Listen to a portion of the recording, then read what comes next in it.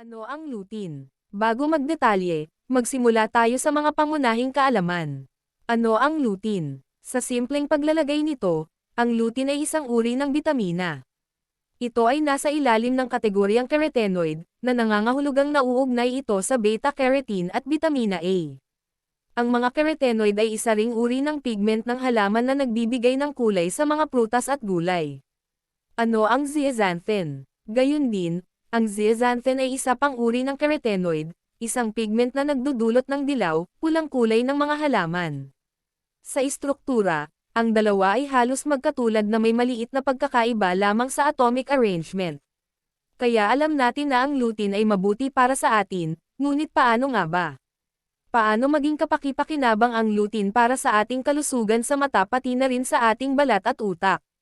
Ang isa pa sa mga benepisyo ng lutein ay maaaring mapabagal nito ang pagsisimula ng mga catarata, mga maulap na patak na maaaring lumitaw sa harap ng iyong mata, sa pamamagitan man ng mga suplemento o sa pamamagitan ng pagkain ng mga pagkaing mayaman sa lutein.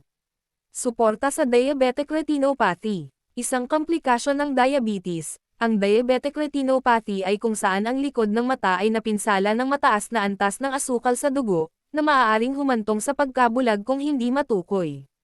13. Sa pag-aaral ng mga hayop na may diabetes, natuklasan ng mga mananaliksik na ang mga kumakain ng lutein at zeaxanthin supplement ay nagbawas ng mga palatandaan ng oxidative stress na maaaring makapinsala sa mga mata.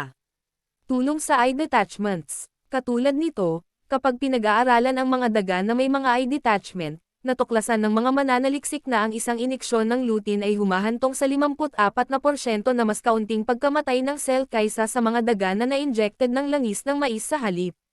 Sinusuportahan ang mga problema sa uveitis.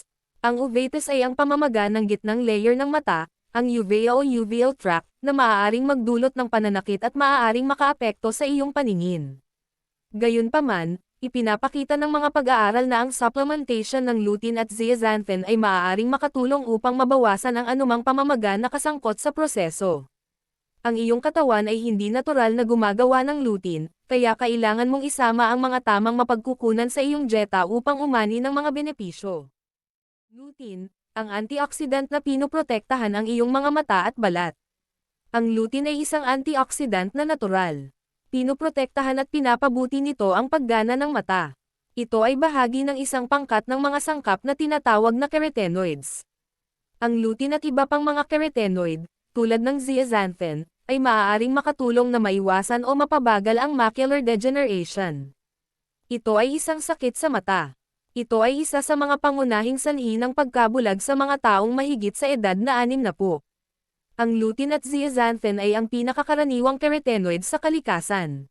Matatagpuan ang mga ito sa mga berdeng madahong gulay, tulad ng broccoli, peas, lettuce, parsley, spinach, at kale. Matagpuan din ito sa mga pula ng itlog. Ang lutein ay isa sa dalawang pangunahing carotenoid na matatagpuan sa mata ng tao, macula at retina. Ito ay gumana bilang isang light filter, na nagpoprotekta sa mga tisyo ng mata mula sa pagkasira ng sikat ng araw. Kabilang pa sa mga pagkaing mayaman sa lutein ang mga mais, orange pepper, prutas ng kiwi, ubas, zucchini, at kalabasa.